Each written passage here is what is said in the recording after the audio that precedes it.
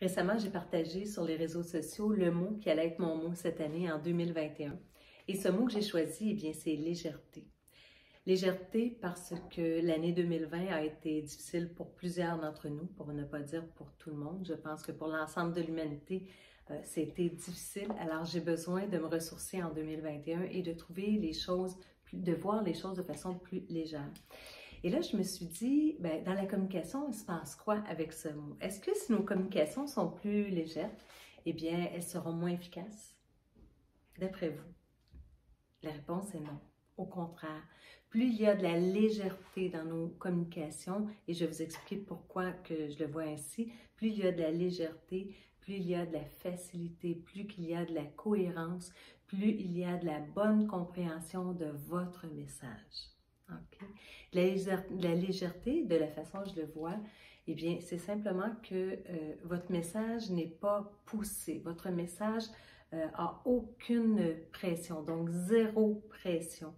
Et pour ça, eh bien, il faut se questionner avant, est-ce que ce que je vais dire, est-ce que c'est vraiment ce que je ressens? Ou ce que je vais dire à l'intérieur de mon message, je veux un petit peu faire en sorte que l'autre adhère. Donc, je vais pousser un peu plus. Ça, c'est pas ce que j'appelle la communication qui est plutôt légère. OK? C'est une communication qui est forcée. Est-ce que dans votre message, vous en dites moins que ce que vous aimeriez dire? Est-ce que vous n'osez pas verbaliser ce que vous souhaitez obtenir? Eh bien, ça aussi, ça met une forme de pression. Parce que plus votre message va être tel que vous le pensez, eh bien, il va se passer une magie dans votre communication. Plus ce que vous dites est orienté avec ce que vous pensez, ce que vous voulez réellement, sans filtre, sans pousser ce que vous ressentez, eh bien, c'est là que le non-verbal entre en jeu. Parce que la personne qui vous écoute, elle va entendre, elle va ressentir et elle va voir votre message. Elle va l'entendre à travers vos mots. C'est pour ça qu'ils doivent être bien choisis, pour bien représenter ce que vous voulez dire. Ensuite, ils vont le ressentir à travers l'intonation de votre voix. Est-ce que votre voix était enjouée? Est-ce que votre voix était triste? Est-ce que votre voix, elle était plutôt nerveuse? OK? De quelle façon vous l'avez verbalisé? Eh bien, ça va permettre à l'autre personne de le ressentir.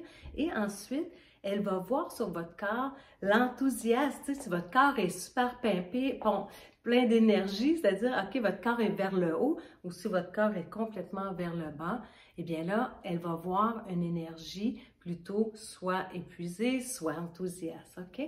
Donc, il y a d'autres observations qu'on peut faire, mais restons dans le simple.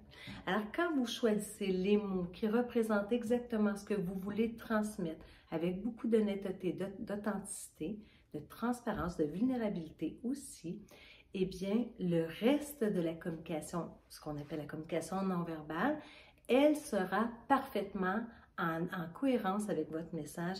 Et là, vous avez de la puissance pour transmettre ce message.